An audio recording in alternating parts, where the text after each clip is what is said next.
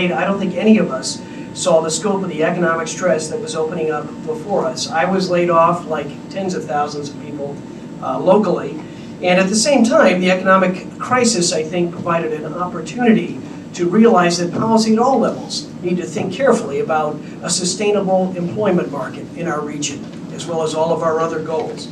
I'm proud I was asked to participate in the reserves process because the original legislation, which NAIOP supported and I testified in support of in Salem, promised a balanced system for charting growth into the future and providing room for our major employment clusters to grow and thrive into the future.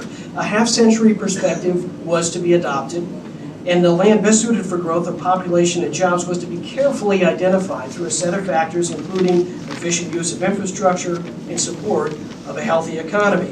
This was to be no short-term fix, no 10, 20-year patch job. This was to be an effort to provide employment and growth capacity for our region to compete in the 21st century. When the county's planning departments proposed 47,000 acres of urban reserves this fall, reflecting aspirations, growth expectations, and topography, we were in general agreement. But in the interim, the reserves process has become one of politics. Current discussions suggest a regional urban supply of about 15,000 to 25,000 acres, far less than was proposed in just one of the 3 counties involved. Future growth may be relegated to fragmented pieces, some in some marginally developable areas, while maps are dominated by nearly 250,000 acres of rural reserves in which growth cannot occur for at least 40 years under any circumstances whatsoever. What message does this send to our employers, especially our campus employers in the region, who envision hiring thousands in the decades ahead? As a member of NAIOP, a supporter of the reserves effort, and a concerned father, thankfully with a new job, I ask you to step back from politics to assess the economic consequences of your decisions. I encourage you to provide enough land to support the growth of our region's current and potential new employers, particularly large lots in Washington County for industrial uses. Please ensure that areas served by major infrastructure are identified for potential growth, such as sites along both sides of the Sunset Highway and I-5 South. Ensure a credible supply of urban reserves for the 40 to 50-year planning timeline as was intended. Our coalition's mapping recommends 40,000 acres of urban reserves. If you propose fewer urban reserves than the counties had recommended, ensure that the difference is made up with well-located, undesignated land for future adjustments. I appreciate your consideration and the long hours you've invested in this process, and I wish you a successful resolution in 2010. Thank you. Questions? Councilor Liberty.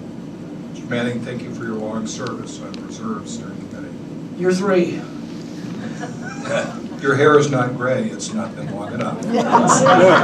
It's getting there, Counselor. So my eyesight's going faster than your hair's turning. We've heard a lot of testimony about the need for employment land.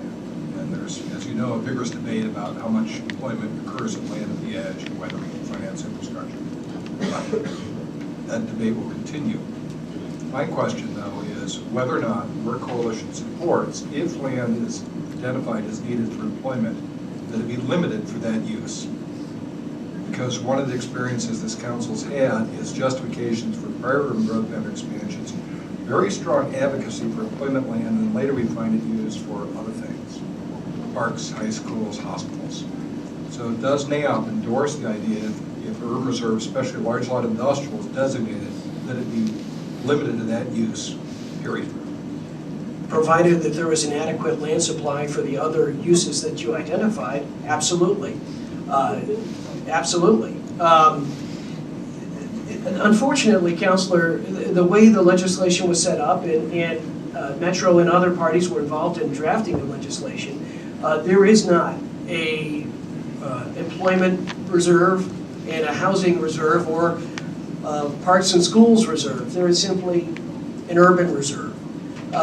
And so that, I think, has made this process a little more complicated, perhaps, than it might have been if there was a blue and a red area on the map and we could more carefully refine needs for individual uses. As the legislation is written and as this process is unfolded, we need to look at combined uses throughout the area. NAIOP supports the inclusion of land for employment uses. I don't believe current legislation allows the designation of reserves for specific uses, but certainly those choices may be predicated upon the assumption that those future uses will take place as intended. Well, there may be some exploration of alternatives, but of course, at the time land, the boundary adjustment is considered within urban reserves. If that's still a need in justification, it seems like that would be a logical time. Would that make sense to you? At the point of UGB expansion then? Yes. I would concur with that. I think, of course, with the UGB process, we look at the needs for both housing and employment land, and then specific decisions for UGB annexation could be made on the basis of those needs. Thank you. Other questions? Well, thank you.